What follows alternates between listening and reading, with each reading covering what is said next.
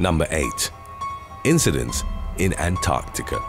For 6 months leading up to October of 2018, Sergei Savitsky and Oleg Beloguzov, both in their 50s, had been working together at the Bellingshausen station on King George Island, off the coast of Antarctica. Savitsky worked as an electrical engineer, while Beloguzov was a welder at the research station.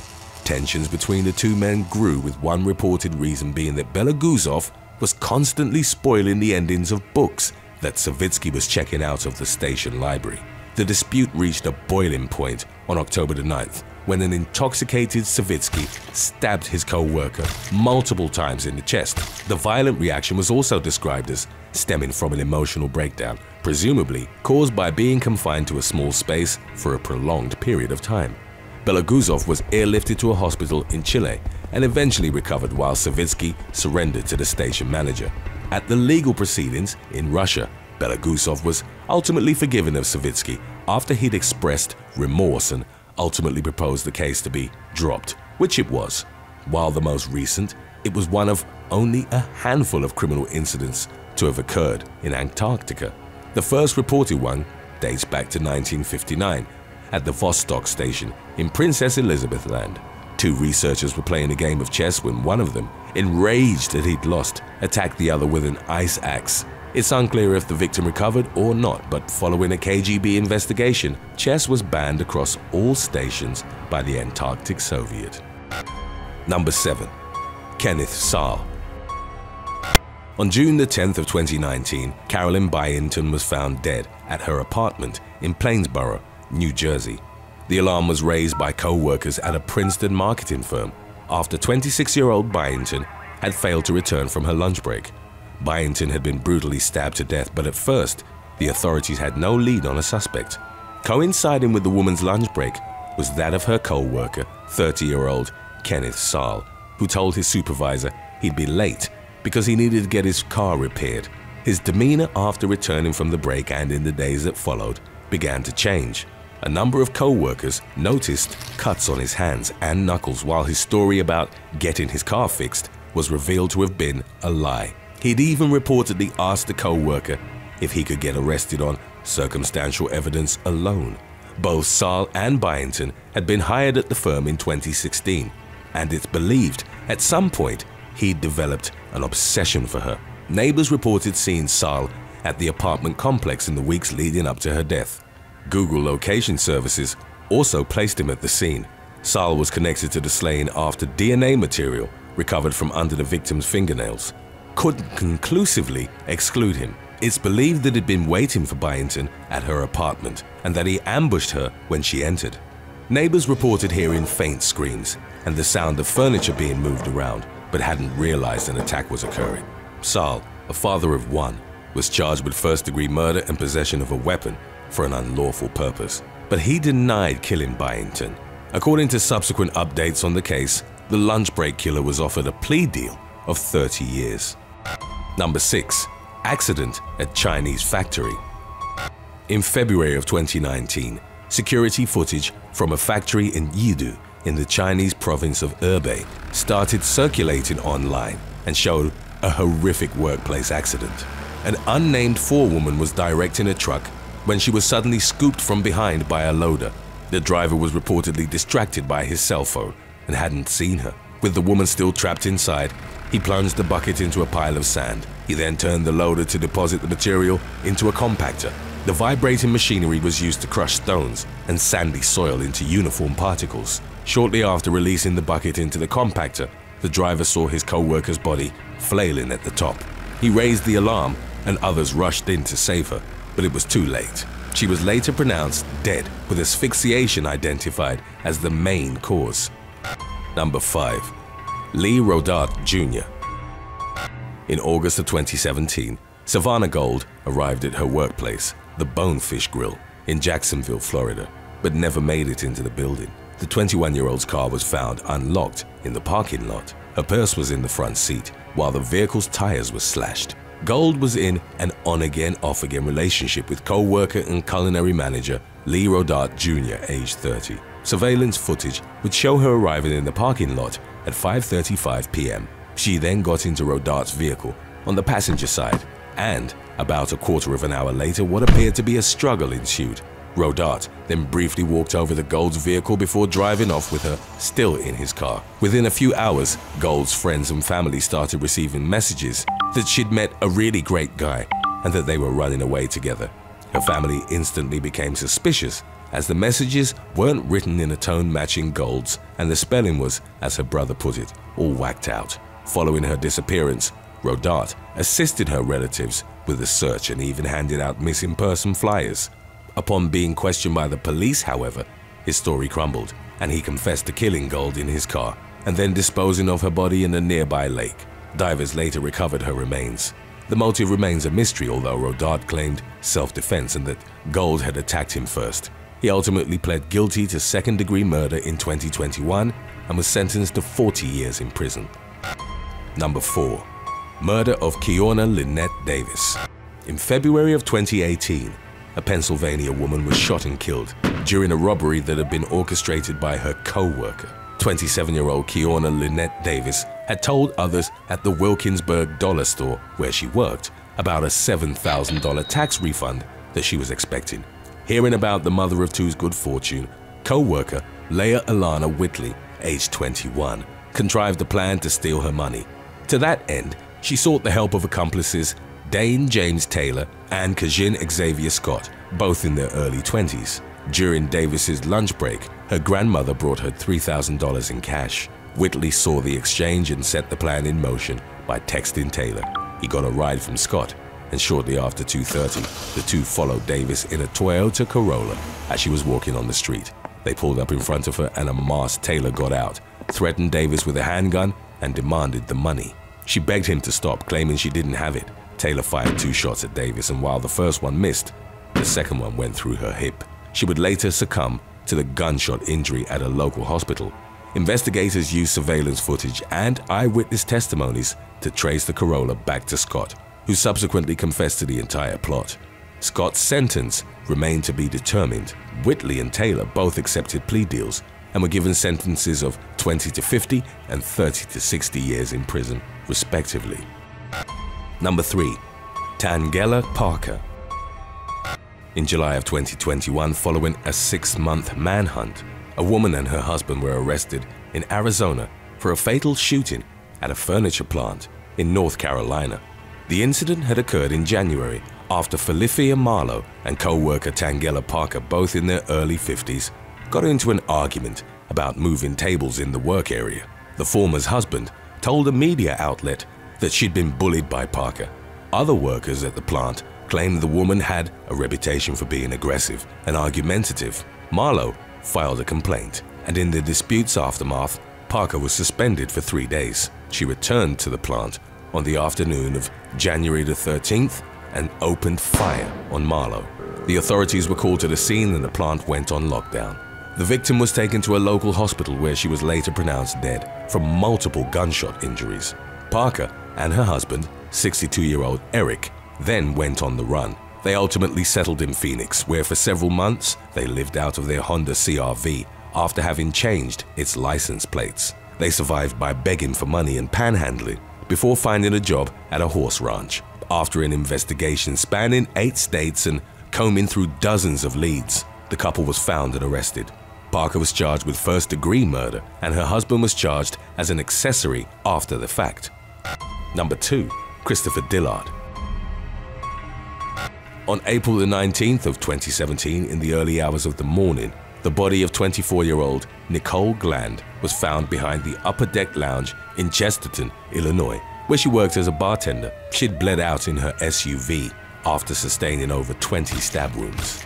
The culprit was later identified as 51-year-old Christopher Dillard, a bouncer at the bar. When first questioned, he confessed to officers that he'd killed Gland after she'd refused his advances, also mentioning that he'd been doing drugs for days. However, those statements were thrown out when Dillard's defense argued that the officers had violated his constitutional rights by continuing to question him even after he'd requested an attorney. However, in a jailhouse phone call to his longtime girlfriend, he seemed eager to confess and told her that it was the drugs, while in another conversation, Dillard said that he'd messed up bad. A judge considered the phone calls admissible as Dillard had been informed they were being recorded. While he didn't outright confess to the killing, the conversations weighed heavily in front of a jury. Dillard was found guilty and sentenced to 65 years in prison. Number 1. Clouse O. In 2018, at a metal fittings company in Schloss Holst-Stuttenbruck, Germany, an unnamed worker took out his sandwich during the lunch break and found that it had a white powder on it. He became suspicious when, the following day, the same substance appeared on another sandwich. The worker took the matter up with the company's management, and a hidden camera was installed in the break room. It would later capture a worker, identified only as Clouse O, in accordance to German privacy laws, as he took food and drinks out of his colleagues' bags, then covered them with dust before meticulously placing them back. Tests would later reveal the substance to have been acetate, which is almost tasteless and can severely impact organ health. 57-year-old machinist Clouse had been working at the company for over 30 years and had always kept to himself. When the police searched his home, they found a makeshift laboratory where he'd been experimenting with a number of heavy metals, including cadmium, lead, and mercury. Ultimately, 2 colleagues had suffered severe kidney problems, and one has sustained brain damage that left him in a vegetative state, unlikely to recover. However, those incidents were recorded only since Clouse had been discovered. The police launched an investigation into 21 deaths of former employees at the company, of which Clouse may have been responsible. He kept quiet throughout most of his trial and never commented on his motives. A psychologist who'd spoken to him claimed that Clouse approached the matter like a researcher, interested in observing how his colleagues would be affected by the toxins. The psychologist was quoted as saying that Clouse seemed like a scientist who was testing substances on a guinea pig. He was charged with attempted murder and sentenced to life in prison. The sentence was uncharacteristically harsh for the German legal system, but Clouse was identified as a danger to society. Number 9. Jordan Carpenter. On October the 24th of 2022, Jordan Carpenter shot his 28-year-old co-worker Nicole Hammond after being rejected by her on multiple occasions. Carpenter, who was 36 at the time, worked alongside Hammond at Dubois Textile Inc., a store located in St. Cloud, Minnesota. He'd constantly flirted with and touched the victim inappropriately during shifts they worked together. On the night before the murder, Hammond had texted Carpenter asking him to stop his unwanted advances toward her and indicated that she didn't feel comfortable working with him. The man had a reported history of harassment and was described as having a bad temper by fellow co-workers. Allegedly furious about Hammond's text message, Carpenter confronted her in the store's parking lot the following day and fatally shot her in the neck. When police arrived at the scene, they came upon Hammond lying lifelessly on the ground near her car in a pool of blood. Attempts to revive her proved fruitless and she was pronounced dead at the scene. Carpenter fled the scene, but officers were able to apprehend him, still carrying the murder weapon 3 hours later. He denied having shot Hammond and explained that although he was at the scene, he hadn't called 911 or helped his co-worker because he was in shock. As of the latest available updates on the matter, Minnesota authorities' homicide investigation was still ongoing, but if found guilty, Carpenter faced a possible sentence of 40 years behind bars. Number 8. Joshua Johnson. On June the 11th of 2022, Joshua Johnson murdered his co-worker Riley Whitelaw at the Colorado Walgreens where they worked. 28-year-old Johnson had been harassing the young woman for over a year before the incident, in which he violently attacked her in the break room. Although she'd told management about Johnson's mistreatment of her back in 2021, there were reportedly no measures taken to ensure her safety. Police were called to the scene of the assault after a customer reported hearing someone scream in the back, where Whitelaw's body was subsequently found. Johnson had put papers over the break room's windows to ensure no one would notice his victim's body while he fled the scene. He'd also attempted to conceal his actions from the store's security cameras by stocking boxes in front of them. The suspect, who was left with numerous bruises and cuts following the altercation with Whitelaw, was ultimately apprehended about 100 miles outside Colorado Springs. During questioning, he refused to accept responsibility for the murder and denied having covered the surveillance cameras even when presented with footage of the minutes leading up to the attack. as of the latest developments, the case was still ongoing. Number 7. Maya Marano. Sometime between September the 24th and the 27th of 2021, Florida teen Maya Marano was murdered by maintenance worker Armando Caballero in Orlando. Her body, which wasn't discovered until October the 2nd, was so severely skeletonized that medical examiners were unable to determine the 19-year-old's exact cause of death. The black tape wrapped around her ankles and wrists as well as over her mouth and nose indicated Marano had been tortured during her final moments. She was positively identified by way of dental records, as well as the belongings found near her remains. 27-year-old Caballero, who at the time had an active arrest warrant for breaking into Marano's apartment, was described as having allegedly been fixated on the victim. Detectives immediately identified him as a suspect and was the only person of interest during the entire course of the homicide investigation. 5 days before the discovery of Marano's skeletal remains in the woods behind her apartment complex, Caballero was found dead by the police. Marano's family created a foundation in her honor to help educate the general public about and provide resources to families of missing persons. Number 6. Catherine Pimental. After spending 7 years on the run to avoid prosecution for assaulting a co-worker with a broken bottle and attacking the police officers that responded to the scene, New Hampshire resident Catherine Pimental was finally apprehended and deported back to the US in June of 2016. Pimental had fled the country after repeatedly stabbing a fellow exotic dancer in the bathroom of the club where she worked on July the 27th of 2007. She was also accused of driving while intoxicated to escape the scene and assaulting an officer of the law to evade capture. Pimental absconded to the Dominican Republic, where she was ultimately located by FBI officials 9 years after the initial incident. She was charged with mayhem, assault and battery, assaulting a police officer, resisting arrest, and disorderly conduct, as well as drunk driving and bail jumping. Although the unnamed victim wasn't present during the 2016 court hearing, sources confirmed her mother's attendance. The latter reportedly appeared pleased that her daughter's attacker was finally being brought to justice. Number 5. Shironda James.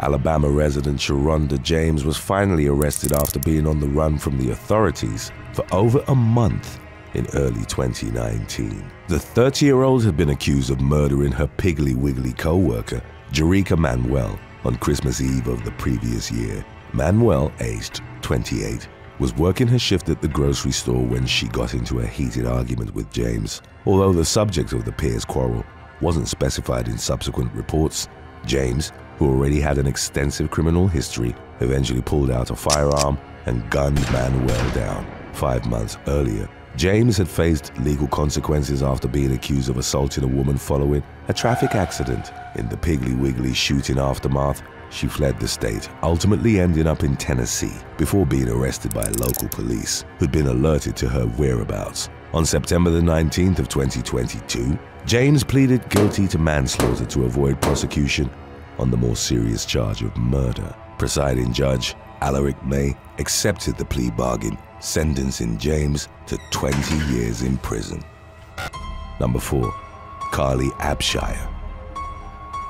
22-year-old Carly Abshire, a Dutch woman residing in Beaumont, Texas, was accused of drunkenly causing a car accident that led to the death of Madison Hope Thibodeau on August the 7th of 2022. Abshire was giving 23-year-old Thibodeau, her co-worker, a ride home after the conclusion of their shift at the Modelo's Sports Bar on the night in question. The young woman had been drinking heavily before getting behind the wheel and eventually lost control of the vehicle as she attempted to merge onto the highway. The car flipped multiple times before landing upside down and catching fire. Although Abshire was able to flee from the flaming wreckage in time, the same could not be said for Thibodeau. First responders rushed the surviving motorist to the hospital, where she admitted to drinking at the bar during her shift. Her blood alcohol content was a reported 0.097. rendering her legally impaired and therefore forbidden from operating any kind of vehicle. If found guilty of manslaughter, she could face up to 20 years behind bars as punishment.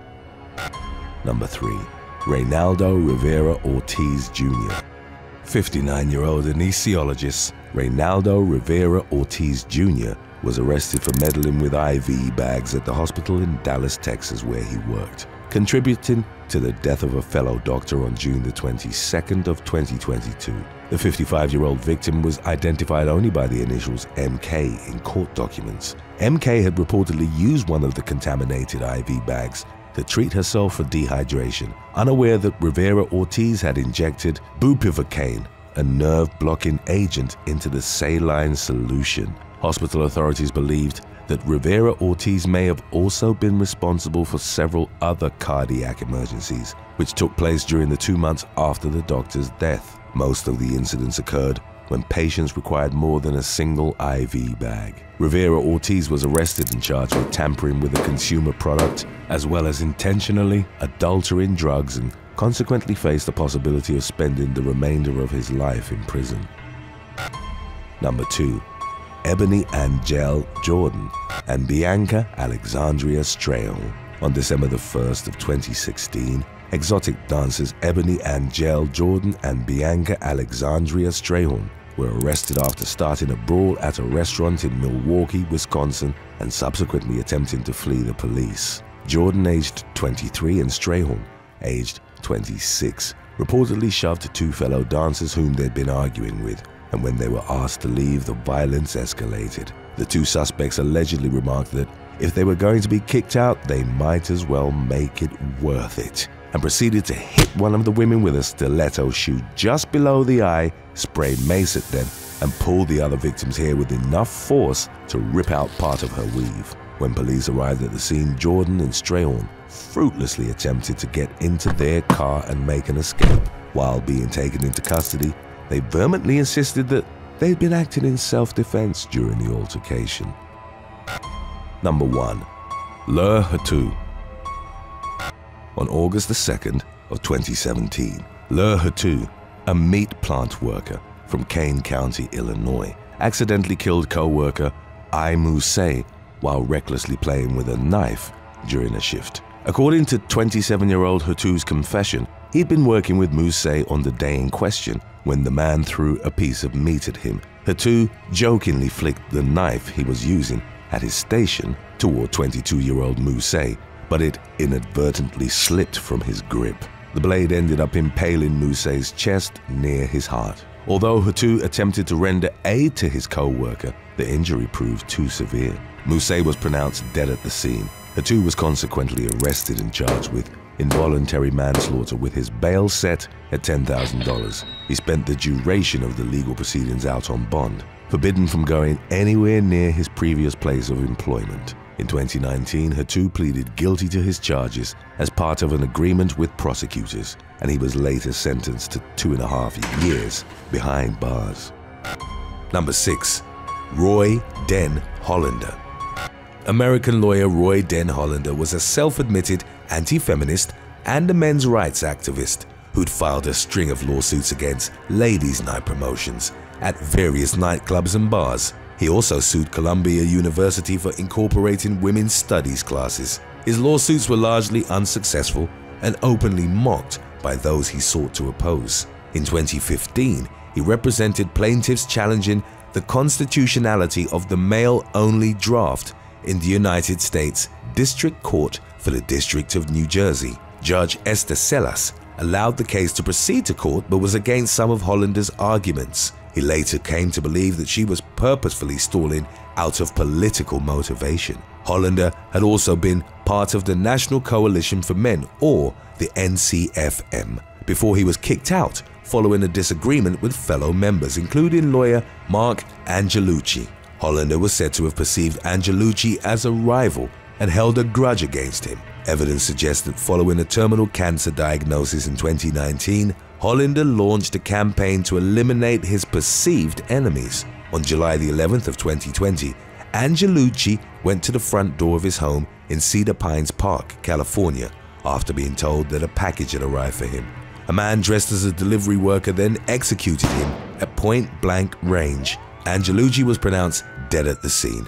8 days later, Judge Esther Salas was in the basement of her home in New Jersey when a gunman arrived at her residence. Her 20-year-old son, David, was shot dead. Salas's husband, Mark, also suffered multiple gunshot wounds and was left in critical condition, but survived. A man in a FedEx uniform was spotted in the neighborhood at the time of the attack, but he couldn't be confirmed as the shooter. 72-year-old Hollander's lifeless body was found the following day in upstate New York, and it was determined he died of a self-inflicted gunshot wound. A car rented in his name was discovered on the same road as his body, and it contained a list of targets that included Salas, Angelucci, and an oncologist who'd treated him. The Walther semi-automatic handgun he'd used matched the caliber of the weapons used on Angelucci and Salas's family. Hollander was identified as the primary subject in both shootings. Number 5. Todd Macaluso. From 2009 to 2010, Todd Macaluso represented Casey Anthony in what Time magazine dubbed the social media case of the century. Anthony faced the death penalty after being charged with the murder of her own child, which prosecutors argued she'd done to free herself from parental responsibility. In 2011, Casey was found not guilty of first-degree murder, aggravated child abuse, and aggravated manslaughter of a child, which triggered public outrage. Following her acquittal, Macaluso reportedly used his private jet to fly her out of Orlando. In November of 2015, Macaluso was given heavy fines and sentenced to 5 months in jail after pleading guilty to wire fraud in California. Without his clients' knowledge, he'd put up their personal injury cases as collateral, forging their signatures to enter funding agreements with investors. He was disbarred in 2016. While out on supervised release that same year, Macaluso was involved in another high-profile case, only not as a legal representative, but as a suspected drug smuggler. He was charged with taking part in an international trafficking conspiracy that involved transporting roughly 3,000 pounds of cocaine aboard his Falcon 10 private jet. According to the prosecution, he'd repeatedly met with drug distributors in Tijuana, Mexico. In November of 2016, he flew to Haiti and was expected to transport the drugs the day after his arrival. The plan was to take them to Honduras, from where they'd be sold to Mexican dealers and imported in the US. Once the drop-off was complete, Macaluso was supposed to receive $200,000, according to federal agents. The plot was uncovered after his name came up while investigators were looking at drug traffickers planning to use planes registered in the US. Macaluso never made it out of Haiti, as he was arrested alongside 2 accomplices. The former lawyer was extradited to the US, where he was ultimately sentenced to 15 years in prison, in addition to a $10,000 fine. Number 4. Thomas Lowe. In August of 2011, lawyer Thomas Lowe, a man in his late 50s, met a client whose identity wasn't released to discuss the possibility of representing her in a divorce. Lowe, who worked out of an office in Burnsville, Minnesota, then preyed on the woman's vulnerability. During a phone call with her several days later, he complimented her on her appearance, asked intimate questions about her marriage life, and asked if she was interested in him. They went on to have an affair while Lowe acted as her attorney. Perhaps most shocking of all, Lowe billed the woman on the dates they met to have intercourse. They were registered as meetings or drafting memos, reportedly amounting to nearly $1,000. In what was reported as an attempt to save his own marriage, Lowe broke it off with the client and 2 days later also withdrew as a lawyer. Lowe initially denied it, but eventually unconditionally admitted to the transgression. On January the 10th of 2013, the Supreme Court of Minnesota ruled that he be suspended indefinitely. Number 3. Michael Avanatti. In one of the more high-profile cases of his career, lawyer Michael Avanatti represented adult film actress Stephanie Clifford, professionally known as Stormy Daniels, in the scandal with former US President Donald Trump. Daniels had attempted to go public on an affair she'd allegedly had with Trump in 2006. In the final days of the 2016 presidential election, she was paid $130,000 by Trump's lawyer, Michael Cohen, to sign a non-disclosure agreement. Avanatti then represented Daniels in March of 2018 in a lawsuit seeking to invalidate the NDA. He also represented her in a defamation lawsuit against Trump, which was ultimately dismissed. Later, Daniels would claim that the lawyer had filed the suit against her wishes, and he was also accused of embezzling $300,000 from her. Avanatti capitalized on the attention from the case and went on what was described as a publicity tour, making over 100 TV appearances and commenting on the case on social media. In March of 2019, Daniels terminated her arrangement with him. That same month, he was arrested in New York City for trying to extort $25 million out of shoe and athletic apparel company Nike. On the 25th, he was taken into custody 15 minutes after announcing that he'd hold a press conference the following day to reveal a scandal involving the company that related to high school and college basketball players. On the 25th in the afternoon, Avanatti and an unnamed accomplice were meant to meet lawyers from Nike after reportedly offering to cancel the conference in exchange for payment. He was ultimately found guilty on 3 counts of attempted extortion and in July of 2021 sentenced to 30 months in prison. Number 2. Clement VanDam. In the 1800s, at the time of the American Civil War, Clement VanDam was the leader of the Copperheads, a faction of the Democrats that wanted immediate peace with the Confederates. 15 Democratic congressmen adhered to a slogan that VanDam had coined, in which stated the aspiration to maintain the Constitution as it is and to restore the Union as it was. He was a prominent critic of President Abraham Lincoln and a chief officer in a secret anti-war society called the Knights of the Golden Circle, which later became the Sons of Liberty. For all the political controversy surrounding him, VanDam's life ended rather unceremoniously in 1871 when he accidentally shot himself in the abdomen while trying to prove a client's innocence. At a trial in Lebanon, Ohio, he represented a man accused of shooting another during a ballroom brawl. VanDam argued that the victim had accidentally shot himself as he rose from a kneeling position and drew the pistol from his pocket. 50-year-old VanDam selected a pistol he believed to be unloaded and, in court, enacted the events as they might have happened. During the demonstration, he snagged the weapon, which was in fact loaded, on his clothing, and it discharged into his stomach. The ball of the pistol is believed to have gotten trapped near his bladder, but doctors were unable to find it, and he succumbed to peritonitis the following day. Albeit tragic, VanDam's demonstration irrefutably proved his point, and his client was acquitted, only to eventually be gunned down in a saloon 4 years later. Number 1. Richard Merritt.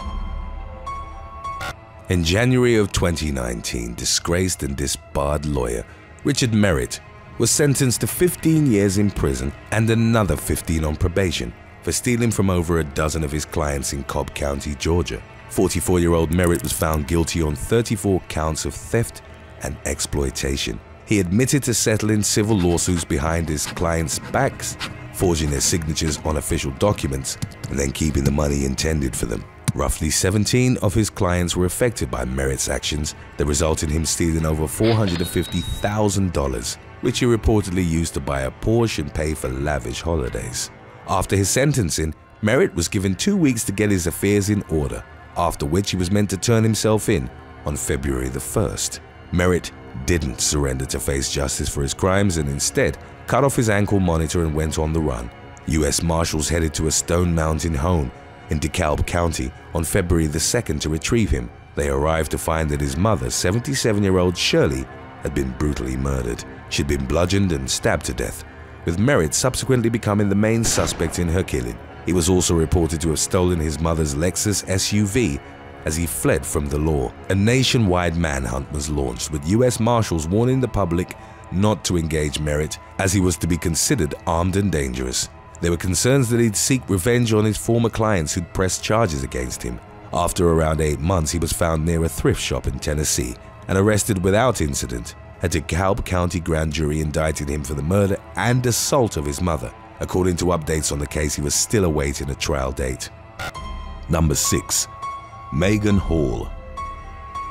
A workplace misconduct scandal decimated the Laverne Police Department in Tennessee after an internal investigation was launched in December of 2022. According to a 20-page investigative report on the matter, Officer Megan Hall was accused of having repeated intimate relations with several of her colleagues, including a sergeant. The employees named in the report were Sergeant Lewis Powell, Officer Patrick Malioco, Officer Larry Holliday, Detective Seneca Shields, and Officer Juan Lugo Perez, all of whom admitted to having relationships with Hall. Some of the officers involved in the scandal reportedly had previous policy violations on their records, including for speeding and smoking in patrol vehicles, using department computers for personal matters, and even an unrelated misconduct investigation. Hall, who joined the force back in 2020, had been reprimanded numerous times prior to the latest scandal, and on multiple occasions had gotten into trouble for crashing her patrol car. The internal investigation uncovered that the accused officers had had intimate encounters while on duty and on city property. The report also detailed a raunchy hot tub party, as well as the alleged exchange of explicit photographs between the officers involved. Hall, who was married at the time, was terminated from her position in the wake of the report's publication. 4 additional officers were fired while 3 others were suspended. Number 5. Luis Toledo. In October of 2013, Florida man Luis Toledo, a former gang leader, discovered text conversations between his wife, Yesenia Suarez, and her married co-worker, which indicated that they were involved in a romantic affair. Enraged by his discovery, Toledo ended up installing software on Suarez's phone to keep tabs on her text conversations. He even confronted her and her lover at their place of work on October the 22nd. The following day, Suarez's mother reported her and her 2 children missing from their home at 317 Covent Gardens Place in Deltona. It would later emerge that earlier that morning, Toledo had woken up his neighbor, Tyshawn Jackson, and enlisted his help in dumping his wife's car and other valuables at a Publix supermarket in Lake Mary. Jackson contacted the police about Toledo's strange request. When officers were dispatched to the Covent Gardens Place house to investigate, Toledo locked himself in a bathroom and shattered a mirror to cut himself. Law enforcement used a battering ram to break down the door, at which point the man was taken into custody. He later admitted to murdering his wife and her children in retaliation for her extramarital relationship. In October of 2017, Toledo was found guilty of 3 counts of murder, 2 in the first degree and 1 in the second. The following January, he was sentenced to 3 consecutive life terms without the possibility of parole. Number 4. Gregory Allen Ringle. In the early hours of March the 29th of 2022, Michigan man Gregory Allen Ringle called the police to his home in the 4000 block of Palms Road in Casco Township. The 57-year-old reported that an armed intruder had broken into the house via the garage. Ringle's wife was awakened by a noise in the kitchen, but when she went to investigate, she was met by a shotgun blast. She shut the door, successfully keeping the assailant at bay. It was at that point that Ringle, who was purportedly asleep in another room, emerged with a handgun and shot in the intruder's direction. The individual escaped and Ringle immediately dialed 911. As the police began investigating the incident, they began to detect inconsistencies in the man's testimony. When detectives learned that Ringle's wife had been in the midst of an affair with a co-worker at the time, they grew suspicious that perhaps the home invasion had been a complete fabrication. Ringle later admitted as much, telling investigators he'd actually been the one to shoot at his wife with the shotgun because he was incensed over her infidelity. He subsequently fired the handgun to legitimize his cover story. Ringle was arrested on charges of assault with intent to murder, firearm discharge in a building, false report of a felony, and 2 felony firearm violations. He was held at the St. Clair County Intervention and Detention Center on a $750,000 bond. Number 3. Britany and Armando Barron. When New Hampshire man Armando Barron learned of his wife's infidelity, he devised a sinister plot to punish both her and her lover, a co-worker named Jonathan Amaro.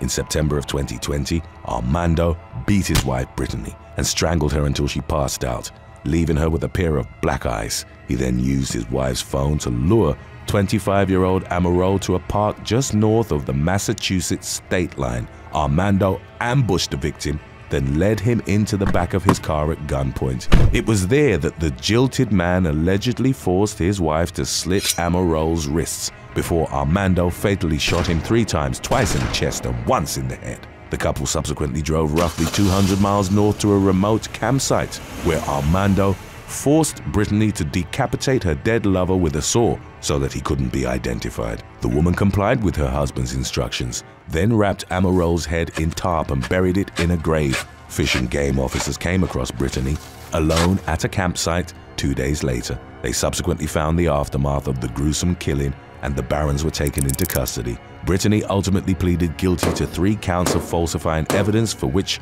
she was given a prison term of 3.5 to 7 years. Her husband, meanwhile, was convicted of first-degree murder, among other charges, and was sentenced to life without parole plus 45 years. Number 2. Lee Rodat Jr. 21-year-old Savannah Paige Gold was reported missing to the authorities on August 2nd of 2017. Her car and purse had been found in the parking lot of the Bonefish Grill on San Jose Boulevard in Jacksonville, Florida, where she worked as a waitress.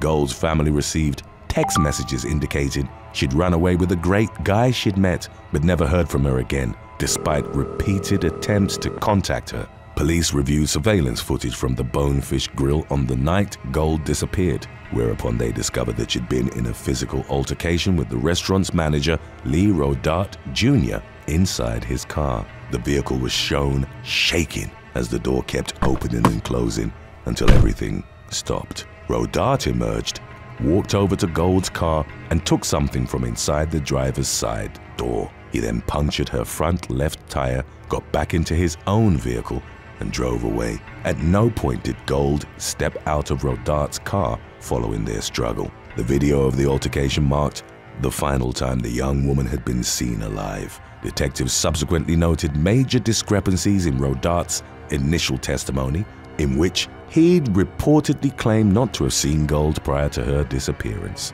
The man was arrested in connection to an unrelated warrant for driving with a suspended driver's license.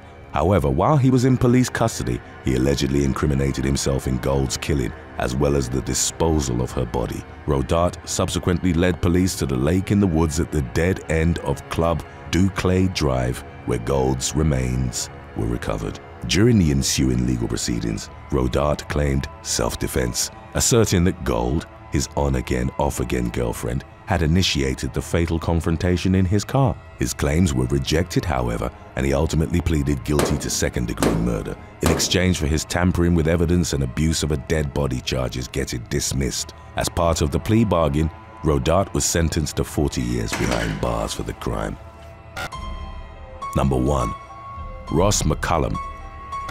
A workplace romance ended in tragedy for 23-year-old Megan Newborough, who was brutally murdered by her boyfriend during an encounter at his parents' Leicestershire home on August 6th of 2021. Newborough had reportedly worked as an HR representative at the place where Ross McCullum worked as a lab technician. The pair sparked up a relationship that lasted for a few weeks, but things abruptly turned sour on the night of the 6th. The young woman arrived at the residence shortly after 8 p.m., as was later detailed in court. Newborough was allegedly preparing to perform an intimate act on the man when he went into a blind rage. McCullum fatally strangled her before using a carving knife to slash her throat. He left the house at around 9 p.m., at which point he drove Newborough's body to a remote country road and threw it over a stone wall in Woodhouse Eaves. In the aftermath of the murder, McCullum went back home, where he reportedly watched explicit online videos, a habit he later admitted to practicing at least an hour each day. The man subsequently took painstaking steps to cover his tracks, including by sending voicemails and text messages to Newborough only hours after the killing, in which he professed his love for her and expressed concern for her well-being. During conversations with the police, McCullum was similarly deceitful, claiming his girlfriend had left home for a McDonald's milkshake and never returned. Eventually, however, he confessed to the murder and notified law enforcement of where he'd hidden the body. When Newborough's remains were examined, investigators found injuries from her shin to the crown of her head. Some of the marks seemed to suggest that a sustained, long, merciless struggle had unfolded in the moments before she succumbed to McCullum's attack. In court, the latter claimed that the victim had inadvertently triggered his latent PTSD stemming from childhood abuse, which had caused him to lash out in violence. He admitted manslaughter but was ultimately convicted of the more serious charge of murder, for which he was sentenced to life in prison with a minimum term of 23 years.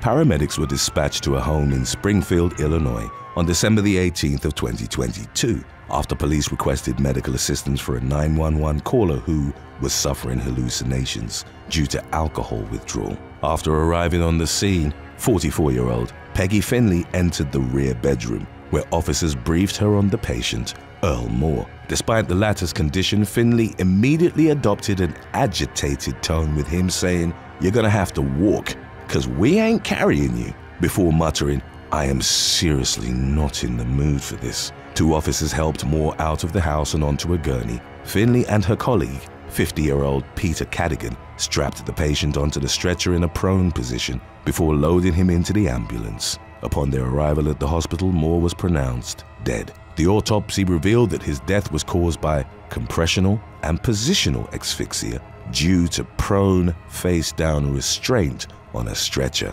by tightened straps across the back and lower body in the setting of lethargy and underlying chronic alcoholism. On January the 9th of 2023, Finley and Cadigan were arrested and charged with first-degree murder for their careless treatment of Moore, which ultimately proved deadly. As of the latest developments, the medics were being held at the Sangamon County Detention Facility on a $1 million bond each. Number 8. Manocha Daniels. In the early morning hours of December the 17th of 2019, the police in Lauderhill, Florida were called to the parking lot of a local gentleman's club where a toddler was seen wandering around in tears. Officers found the child, who led them to a vehicle that wasn't running and had the rear window cracked open for ventilation. Roughly 30 minutes later, 23-year-old Manocha Daniels exited Vegas Cabaret, where she worked as an exotic dancer, and identified herself to police as the abandoned child's mother. Daniels had reportedly left her 3-year-old daughter in the car at about 11 p.m. the previous night, at which point she went inside the club to begin her shift. For the careless parenting decision, which left her daughter alone and unattended for multiple hours, the young woman was arrested on a charge of child neglect. In the immediate aftermath of her arrest, her daughter was taken into protective custody. 2 years later, Daniels was arrested again after her child told the Florida Department of Children and Families that she'd been physically abused by her mother. According to the young girl's testimony, Daniels had struck her with a hairdryer cord several times because she was acting bad and not listening. Following her second arrest, Daniels faced a first-degree felony charge of child abuse with great bodily harm or torture and a second-degree felony charge of child neglect. Number 7. Francisco Javier Lopez Martinez, a night shift cleaning lady at Dwight Morrow High School in Englewood, New Jersey, discovered a suspicious electronic device in the girl's bathroom and brought it to the police on January the 31st of 2019. The device was determined to be a hidden camera which had footage of the cleaner using the bathroom, as well as a clip of her boss, head custodian Francisco Javier Lopez Martinez, installing it. When the 59-year-old man learned that local authorities had been made aware of his actions, he fled from his Bergenfield home. The police later tracked him down to the high school campus where he was hiding, refusing to surrender. The school grounds were sealed off and a law enforcement team that included a canine unit conducted a thorough search of the building. Lopez Martinez was finally located in the early hours of February the 1st. An officer wrestled away a handgun he had in his possession and placed him in handcuffs. The weapon was later determined to be an airsoft gun that resembled a large caliber firearm. Lopez Martinez was charged with third-degree invasion of privacy, burglary, possession of a weapon for unlawful use, illegal possession of a handgun on school grounds, hindering apprehension, obstruction of justice, and resisting arrest by flight. Number 6. Tash Majors. A corrections officer at Northern State Prison in Newark, New Jersey was arrested in December of 2020 for having a year-long affair with a male inmate. According to the state's Attorney General's office, 42-year-old Tash Majors had repeated intercourse with a prisoner over whom she had supervisory or disciplinary power by virtue of her status as a senior correctional police officer. Law enforcement moved in on Majors following a joint investigation by the Attorney General's Office of Public Integrity and Accountability and Corrections Department's Special Investigations Division. She was charged with second-degree assault, which can carry a sentence of 5 to 10 years in state prison, as well as a fine of up to $150,000. As of the latest updates, the case's legal proceedings hadn't yet reached a conclusion. Number 5. Laura Campbell and Derek Miller. In 2017, Oklahoma authorities began investigating accusations that local postal workers were stealing drugs being sent through the mail. By September, investigators had identified 3 suspects, including postal employees Laura Campbell and Derek Miller, as well as the former's husband, David Waters. Subsequent reports revealed that Campbell was a supervisor at the mail processing plant in Tulsa, where Miller also worked. The police conducted surveillance of the co-conspirators, whom they observed separating certain packages from the rest of the mail. The targeted parcels, which Campbell and Miller suspected of containing various drugs, would be taken to the former's office, where they'd remove the substances and take them to their cars. A raid of Campbell and Waters' home near Teawa uncovered 13 pounds of marijuana, a half pound of cocaine, 304 ecstasy tablets, and 152 hydrocodone pills, along with meth and 5 guns. At Miller's house, officers seized 25 pounds of marijuana and cash. He was arrested for trafficking, while his co-worker and her husband were booked on 11 counts each. In the end, Miller admitted to swiping drugs from packages since 2015 and was given a suspended jail sentence plus probation. Campbell reached a plea deal with prosecutors and was ultimately sentenced to 5 months in prison. Number 4. Yandela Tolentino. On the evening of August the 11th of 2022, Ohio police were called to BJ's Restaurant and Brew House in Springdale for a report of an injured male on the premises. Upon arrival, officers found the victim, a restaurant employee named Paris Dismukes, in critical condition after reportedly being stabbed by a co-worker. Dismukes was rushed to the hospital, where he was ultimately pronounced dead. The police arrested another restaurant worker, 18-year-old Yandela Tolentino, at the scene. He was booked at the Hamilton County Justice Center and held without bond on charges of murder and drug possession. Court records indicated that 32-year-old Dismukes and Tolentino had been working a shift together that night when the latter suddenly attacked the victim, stabbing him multiple times in the neck. When asked to provide a reason for his violent outburst, Tolentino allegedly told investigators he'd targeted Dismukes because a witch told him that the other man was going to shoot him in the head with a gun. In October, Tolentino was declared incompetent to stand trial following a medical evaluation. He was ordered to undergo up to a year of treatment at Summit Behavioral Health Care before his competence would be re-evaluated. Number 3. Madison Howard. In January of 2020, the Atascosa County Sheriff's Office in Texas released a statement detailing how corrections officers had discovered methamphetamine in a jail cell, prompting an investigation. Within a week, narcotics investigators had identified a suspect in the case, 19-year-old Madison Howard, who'd only been working as a correction officer for less than 2 months, had allegedly sold the illegal substance to an inmate at the jail. Surveillance footage showed Howard take the drugs directly to the unnamed inmate, who in turn gave her payment. The young woman was taken into custody, whereupon she was charged with possessing a prohibited substance in a correctional facility and possession of a controlled substance with intent to deliver. She was terminated from her position immediately following her arrest. Number 2. Patrick Ferguson. Tennessee man Robert Howard was reported missing by his girlfriend on January the 6th of 2021, having last been seen the previous day at his home in Memphis. The resulting investigation led to the discovery that 30-year-old Howard had been kidnapped and murdered by a Memphis police officer named Patrick Ferguson. According to an arrest affidavit, 29-year-old Ferguson had driven to the victim's home abducted him at gunpoint, and after driving him about a third of a mile away, gunned him down in the back of his squad car. Investigators uncovered damning internet searches Ferguson had made in relation to cleaning up crime scenes and destroying DNA evidence. The police reviewed surveillance footage, which confirmed that the fatal shooting had occurred while the officer was on duty. Ferguson was relieved of duty and taken into custody on charges of first-degree murder in perpetration of aggravated kidnapping, abuse of a corpse, and tampering with or fabricating evidence. A second suspect, identified as 28-year-old Joshua Rogers, was also arrested for allegedly helping Ferguson relocate the victim's body after the shooting. It later emerged that Howard's violent killing had been the culmination of a feud between him and Ferguson, stemming from his relationship with the officer's ex-girlfriend. Number 1. David Fuller.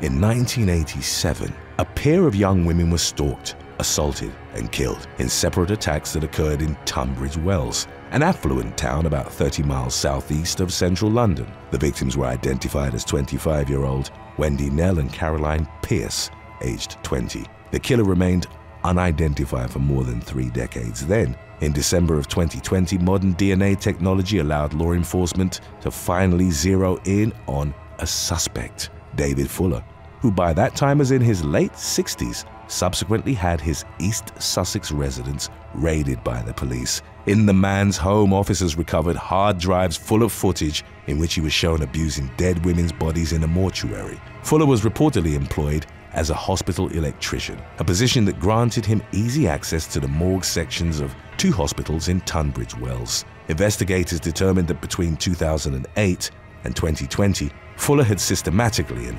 repeatedly defiled upwards of 102 female corpses. Although there was no CCTV footage of the attacks, the man took his own videos and photographs of the heinous acts, which he would view after the fact. In 2022, Fuller pleaded guilty to the 1987 murders as well as the corpse abuse. Judge Mrs. Justice Chima Grubb told him he would spend the rest of his mortal life behind bars, as she handed down a whole life prison term as punishment for his various crimes. As Fuller was led out of the courtroom, there was a shout of "Scum!" from the public gallery. Family members of Fuller's victims were awarded compensation of up to £32,000 for psychiatric trauma and any financial losses caused by his actions.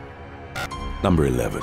Sarah Rivera and Debrecca L. Green. At a Hooters restaurant located in the Chicago suburb of Oak Lawn, police were called in to break up a fight between 2 workers on the afternoon of July the 20th of 2017. 25-year-old waitress Sarah Rivera got into an argument that escalated to violence with one of her co-workers, identified as 24-year-old Debrecca L. Green. Although the cause of the altercation wasn't made clear, the 2 young women were arrested at around 5 p.m., both charged with misdemeanor disorderly conduct, according to police records. They were later released on $120 bonds.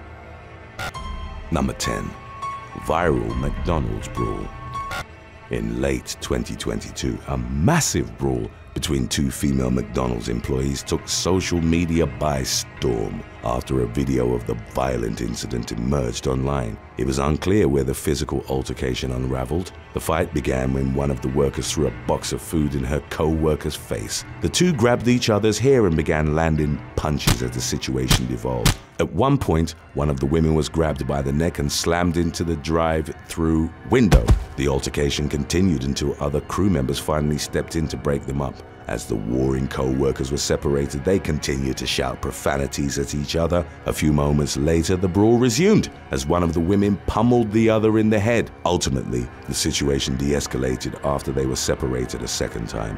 The video amassed over 10 million views online. There was very little additional information provided as the location, cause, and potential legal ramifications of the violent altercation weren't immediately disclosed. Number 9. Britany Randolph Johnson and Milan Etheridge. On the outskirts of Atlanta, Georgia, a Stone Mountain middle school teacher and a paraprofessional were charged with disorderly conduct following a fight on May the 19th of 2017. The incident, which was caught on video by students, was sparked when one of the female employees pushed a desk into the other in a classroom. Subsequently, the two women slapped each other in the head and pushed one another into the whiteboard. Some of the students started screaming, while others tried to break up the fight but then stepped back as the brawl spiraled. Another staff member eventually intervened and separated the two women. After footage of the incident circulated, the school released a statement saying that the teacher's conduct was completely unacceptable and contrary to the core principles of the Cobb County School District. The women involved, who were later identified as Britany Randolph Johnson and Milan Etheridge, both aged 27, were consequently fired. Number 8. Chester McDonald's. An argument about who had to make apple pies at a McDonald's in Chester, South Carolina resulted in a fist fight between two female crew members on May the 18th of 2016. The altercation unfolded at approximately 10 p.m. when a 30-year-old employee asked her 25-year-old co-worker to fry a new batch of pies. They squabbled with one another as the younger woman refused to make the pastries and hit her co-worker in the face, knocking her glasses off. A male customer told 13 News Now that he saw one of the women charging towards the other behind the counter while doing a flying punch. A glimpse of the dramatic moment, which was caught on video by patrons, showed the two women wrestling behind the counter. Eventually, other crew members stopped the fight, which law enforcement later labeled as a simple assault. However, it was unclear if either of the parties involved was charged. The video was uploaded on Facebook and accumulated over 90,000 views in less than 24 hours. Number 7. Delevious Tejon Gilbert. On March the 28th of 2023, a workplace dispute culminated in the fatal stabbing of 49-year-old Delevious Tejon Gilbert in Knightdale, North Carolina. At about 6:15 a.m. on the day in question, local officials received reports of a fight in progress at the Spectrum Drive business located off Hodge Road. Upon arrival, officers found Gilbert unconscious and suffering from multiple stab wounds. He was taken to Wake Med's trauma center where he later died. Officials said that the stabbing resulted from a prior argument between the victim and a male co-worker. Police detained a 43-year-old Raleigh man based on preliminary evidence. Meaningful developments came about after a video of the incident, which occurred in the business's break room, was recovered. The footage, which Knightdale Police Chief Lawrence Capps referred to as chilling, appeared to show Gilbert attacking his co-worker from behind, prompting the other man to fight back. Capps confirmed that it had been Gilbert who planned and launched the unprovoked attack. After the case was reviewed by the Wake County District Attorney's Office, the unnamed suspect was released from custody. Police said on March the 29th that the man, who also suffered deep head lacerations, wouldn't be charged. As of the latest updates, the case remained open with further investigation underway. Number 6. South Carolina Waffle House. A pair of South Carolina men working in a Hardeeville Waffle House brawled inside the establishment shortly before 6 a.m. on January the 19th of 2019. A video of the violent fight, which garnered 100,000 views on YouTube, started with the two employees already in the midst of a struggle, resulting in one of them bleeding from the arm. After another man defused the situation, the two were briefly separated, but continued in a heated verbal exchange. Subsequently, the staff member wearing a yellow shirt took two large knives and brandished them at his workmate in gray. The arguing continued and more fighting unfolded. A subsequent clip showed the eatery's windows shattered, which, according to the individual recording the video, was caused by the workers throwing things at each other. In the aftermath, the pair declined medical attention and no criminal charges were filed, according to the Hardeeville police chief. Number 5. Charlotte Burger King. Staff at a Burger King in Charlotte, North Carolina, were caught on video fighting with one another on May the 26th of 2019. As a woman by the name of Rebecca Ramsey pulled up to the restaurant's drive-thru, she heard a male employee in a red shirt scolding a male co-worker, telling him not to disrespect female customers. He was reportedly referring to a woman who'd complained about her order. A heated confrontation then ensued between the two male employees as they started grappling with each other, slamming against the drive-through window several times. 3 additional employees then intervened and separated the warring parties. Ramsey later posted the video on Facebook, where it went viral. Ultimately, Burger King's corporate office released a statement confirming that the 2 male employees involved had been fired, noting that their behavior, which didn't reflect their brand values, was unacceptable. Number 4. Rudy Gobert and Kyle Anderson. In the heat of an NBA playoff race on April the 9th of 2023, French basketball pro Rudy Gobert threw a punch at his teammate. During a timeout in the second quarter of a game against the New Orleans Pelicans, 30-year-old Gobert, a member of the Minnesota Timberwolves, got into a fiery dispute with Kyle Anderson, aged 29. On the bench, Anderson profanely urged Gobert to block more shots as the team was struggling. Subsequently, Gobert stepped closer and threw a punch to Anderson's chest. The latter then charged at Gobert, but another teammate immediately intervened and prevented the altercation from escalating further. Anderson was forcibly held back and ultimately walked away, while Gobert was escorted to the locker room. As the second half of the game was underway, the Timberwolves announced that Gobert was to be held out for the rest of the game. The team's president of basketball operations later said that Gobert's behavior was unacceptable and that they'd handle the situation internally. The next day, Gobert was suspended for 1 game. Number 3.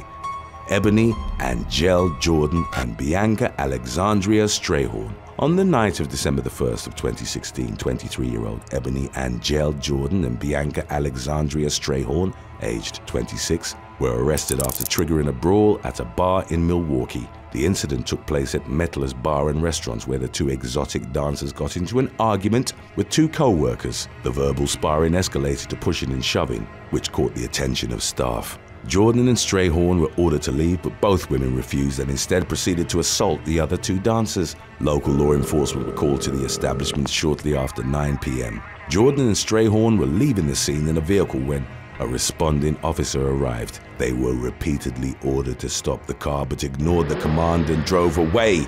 Eventually, the 2 women were stopped by another officer and taken into custody. According to a criminal complaint, Jordan had hit one of her co-workers near the eye with a stiletto and grabbed the other by the hair. The victim said that Strayhorn sprayed them with mace while Jordan was attacking them. The 2 suspects, both from Milwaukee, faced charges that included felony fleeing police, misdemeanor assault, disorderly conduct, and trespassing. Number 2. Morrow Walmart. 2 female Walmart employees got into a fight after they learned that their store manager, identified only as Wayne, had been sleeping with them both. Video footage, which was recorded at the store in Morrow, Georgia, showed a red-haired woman yelling and jumping demonstratively while being escorted away by another worker. The other woman, who had black hair, followed her and started to scream back. The black-haired woman subsequently used the store's intercom system to announce the manager's alleged affair. The video was uploaded on TikTok in October of 2022 and went viral with over 2.1 million views. Number 1. Anthony Field. On December the 9th of 2011, a Christmas party at an investment firm in East London's Queen of Hoxton bar descended into a violent brawl that stemmed from infidelity. According to the Daily Mail, 26-year-old Robert Nicholson found out about an affair that had been going on between his fiancée, 24-year-old Alex Miller, and his colleague, Anthony Field. The Bruin Dolphin stockbroker confronted Field about the matter.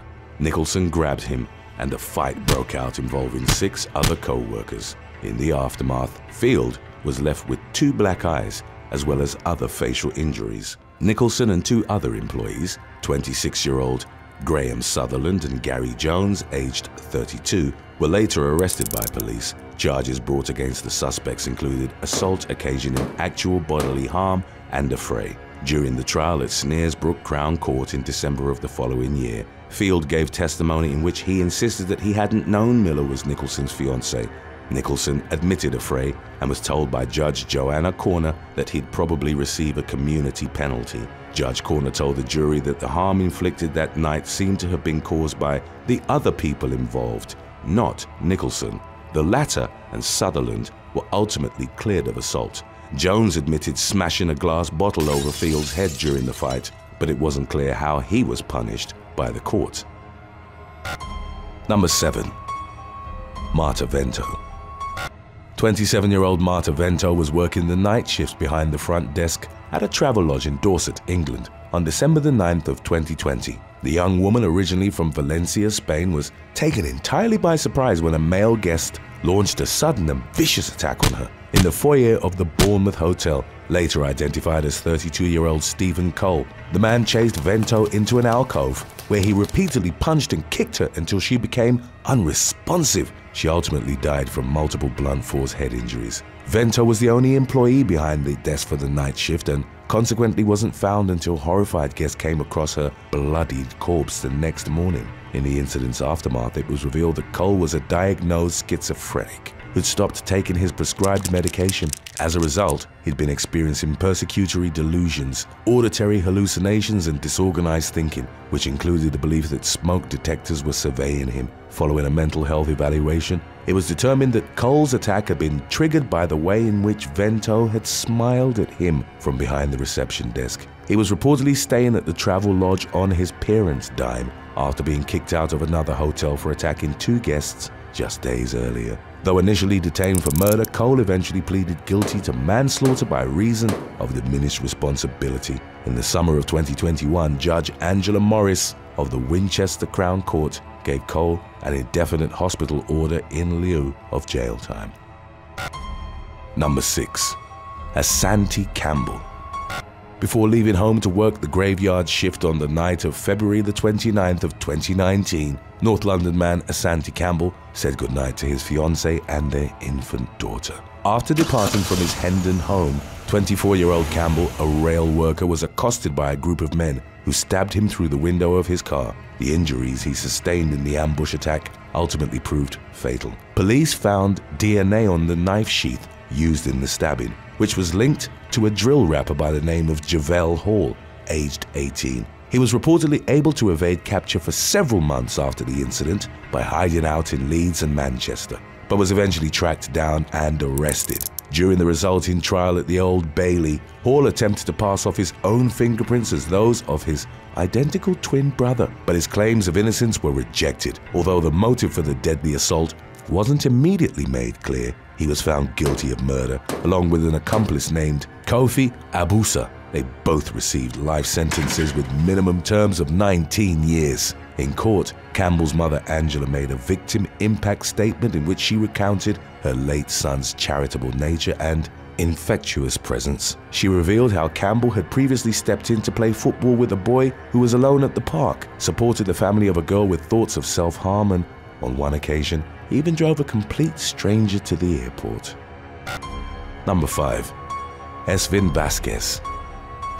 On November the 13th of 2022, a violent altercation at a gas station in Queens, New York, left 23-year-old Esvin Vasquez dead. The young man, who worked with his brother at a furniture store to provide for his wife and 1-year-old son, had reportedly stopped at a BP station after completing a late-night shift. However, as he was filling up his tank, Vasquez got caught up between 2 large groups of strangers who were in an argument that eventually boiled over into physical violence. During the course of the brawl, Vasquez was struck over the head with a wooden board and suffered severe injuries that ultimately claimed his life. Although the cause of the fight wasn't known to the police during their initial investigation, eyewitnesses claimed that there were roughly 10 to 12 people involved and that it happened at around 2 a.m. MD Shaika, who was working at the gas station, reported the incident to the authorities after witnessing one of the men grab the wooden board used against Vasquez from a nearby construction site. In the wake of the young man's death, his loved ones honored him with a makeshift memorial near the gas station,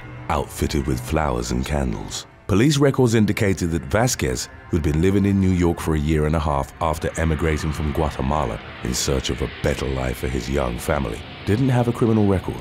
About a week after the incident, the Regional Fugitive Task Force took 20-year-old Michael Santander into custody in connection with Vasquez's killing. He faced charges of murder, manslaughter, gang assault, and criminal possession of a weapon. Number 4. Andy Ferguson. A 22-year-old intern from Canada was killed in a head-on collision with a gravel truck early one morning in November of 2011. Although the highway was clear and weather conditions were favorable, Andy Ferguson fell asleep at the wheel, causing his vehicle to cross the center line and end up directly in the truck's path. In the wake of the young man's death, his family came out and publicly blamed the accident on his extreme fatigue. He'd reportedly worked 16 hours over a 24-hour period, starting the previous morning and ending with the graveyard shift that night. Ferguson was studying radio and television production at the Northern Alberta Institute of Technology in Edmonton. One of the requirements for him to graduate from the program was completing a 4-month unpaid practicum for Astral Media's local pop rock radio stations. In addition to the hours he put in for the practicum, he was also working shifts as a paid intern. Ferguson had complained to a friend about the exorbitant hours he was being asked to work as recently as during his final overnight shift at the station prior to his death. The Ferguson family subsequently sought to have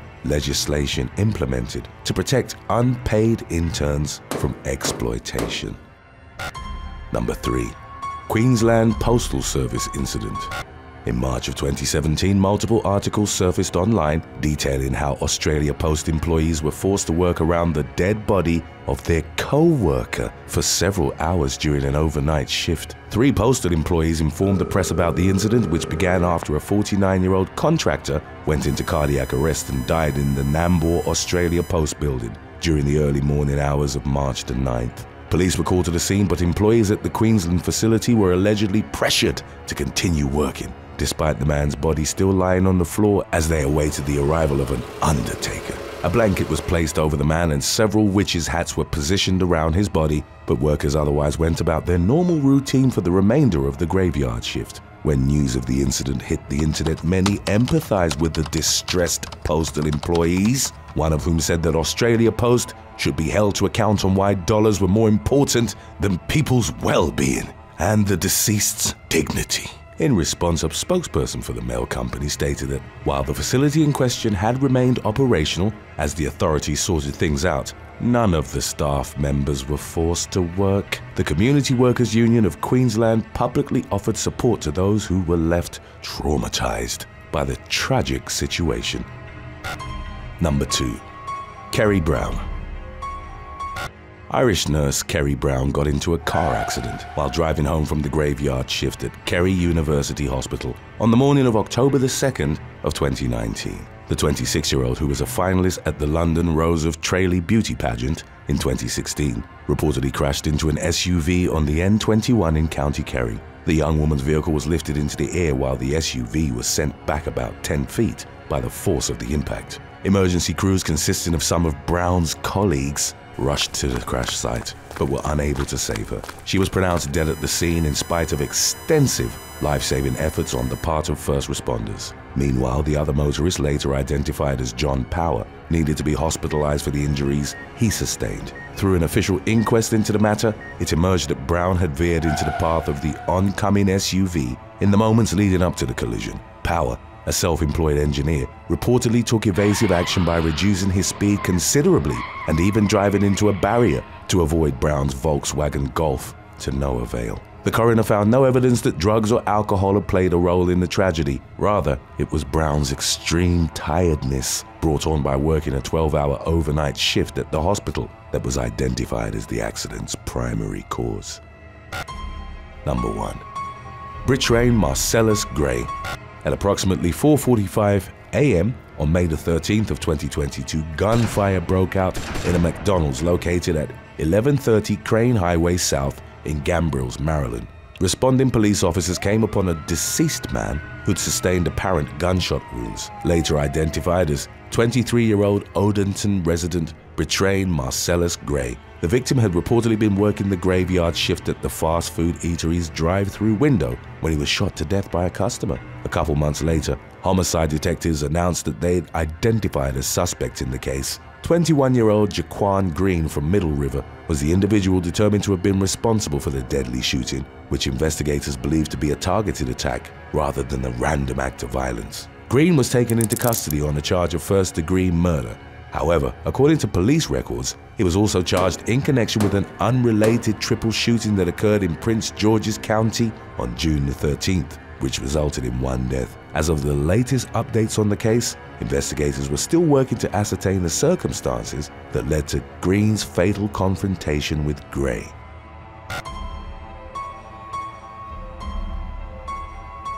In February of 2023, Dan Foster and Jaron Williams, aged 49 and 27, were in the cafeteria at an Intel semiconductor facility in Chandler, Arizona.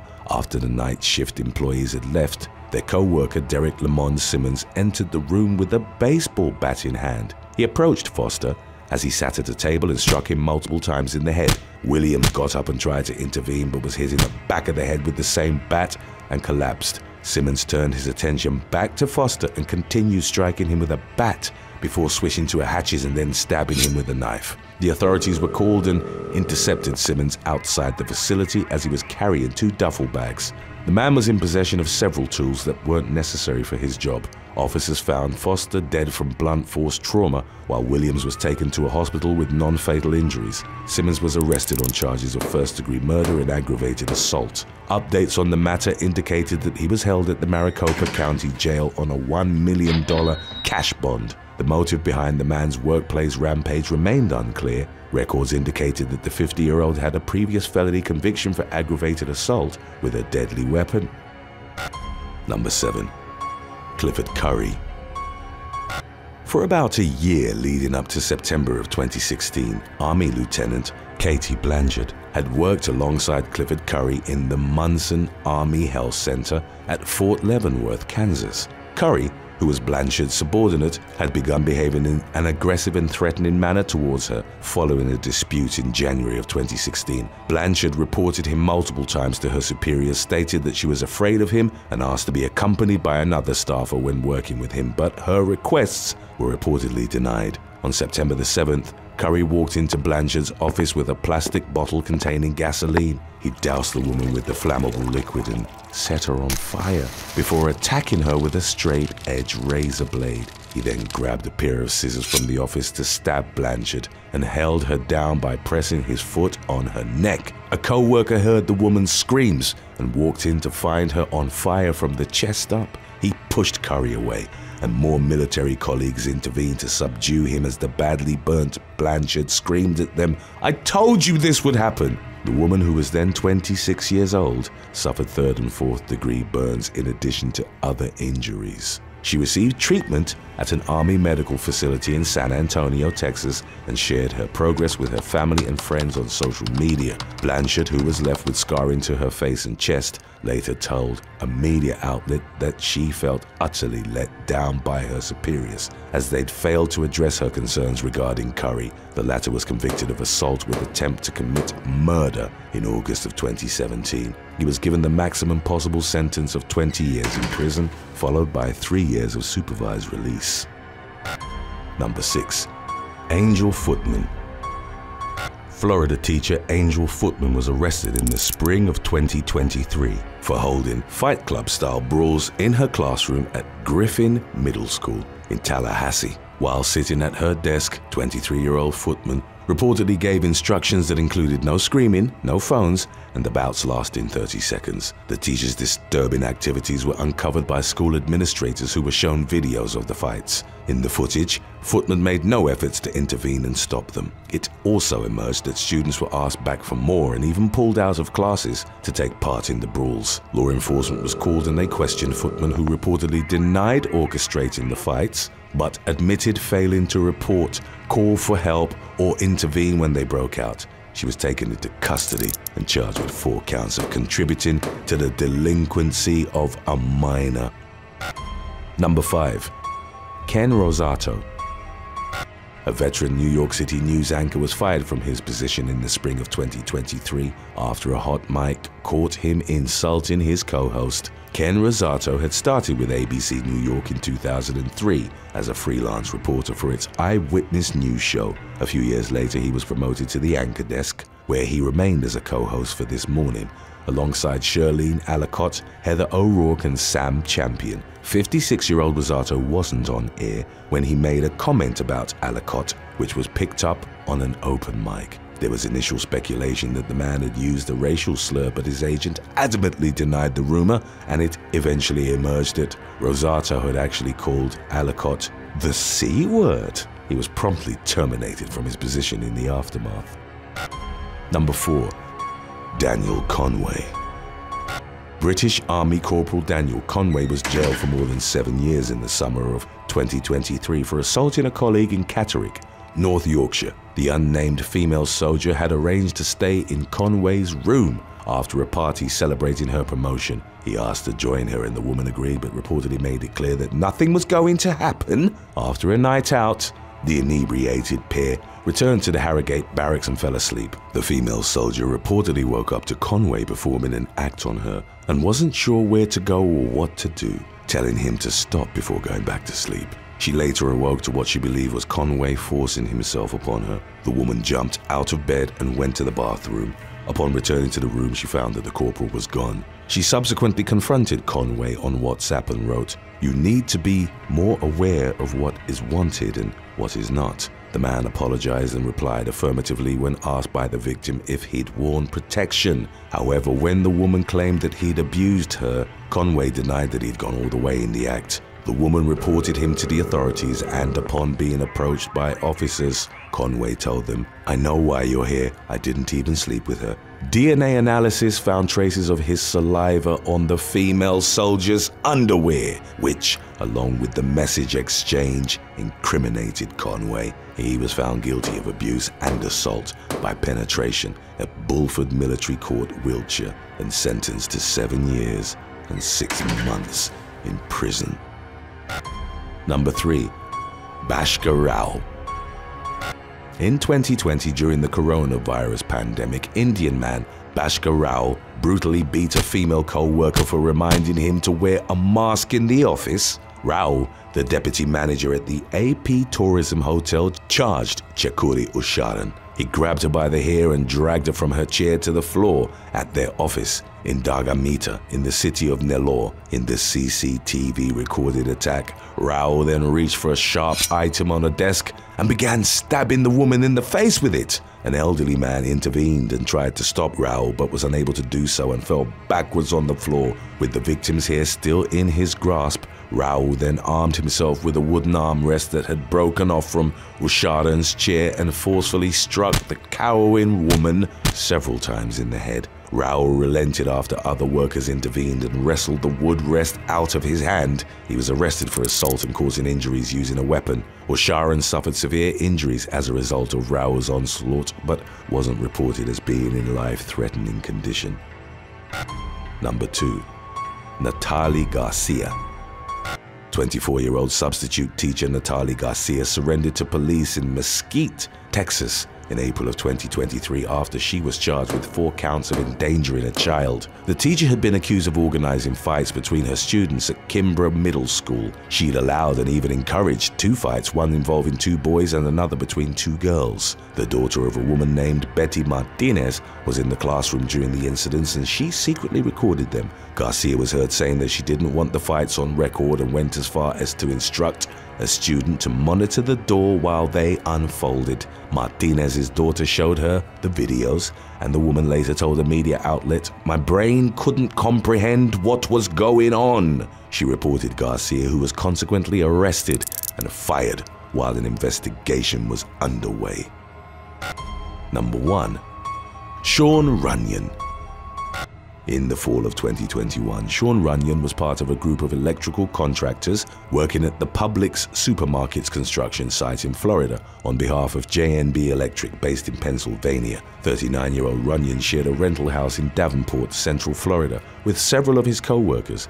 At around 2 a.m. on October the 1st, Runyon got into an unspecified heated argument with his supervisor, 41-year-old Kevin Lanous. Runyon punched the man before leaving the construction site in the company truck after his half-brother, who owned the company, told him to return to Pennsylvania. Runyon parked the work vehicle at Tampa International Airport, rented a car, and then drove to a Target where he purchased a baseball bat. Runyon returned to the Davenport home where 7 people were staying at the time. He entered the residence armed with the bat and his personal knife.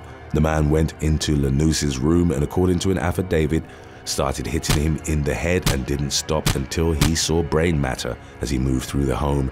Runyon entered several other rooms in which he beat a second co-worker to death and fatally stabbed a third. The victims were identified as Dulon Donnell and Gregory Dolzal, both in their 40s. Lanous survived long enough to be airlifted from the scene but later passed away in a hospital. Runyon had also targeted co-worker Albert Reed during the rampage, but only managed to non-fatally strike him in the shoulder and back as he fled. A few hours after the attack, Runyon turned up at her home in Lake Wells with his clothes covered in blood and told the homeowners that he'd been abused. The people urged him to go to the hospital, where he was ultimately taken into custody. He reportedly confessed, and Polk County law enforcement subsequently told the media, "We have no idea what outraged him so badly that more than 24 hours later that he would come back and make an attempt to kill every one of them." At the time of the killings, Runyon was a fugitive from justice and had an active warrant in Pennsylvania for charges that included strangulation, simple assault, and drug possession. Updates on his case indicated that he would be extradited to Pennsylvania for the legal proceedings related to the aforementioned charges, while in Florida he faced the death penalty. Thanks for watching. Would you rather work for minimum wage and make your own hours, or work 9 to 5 in an office for double the pay? Let us know in the comments section below.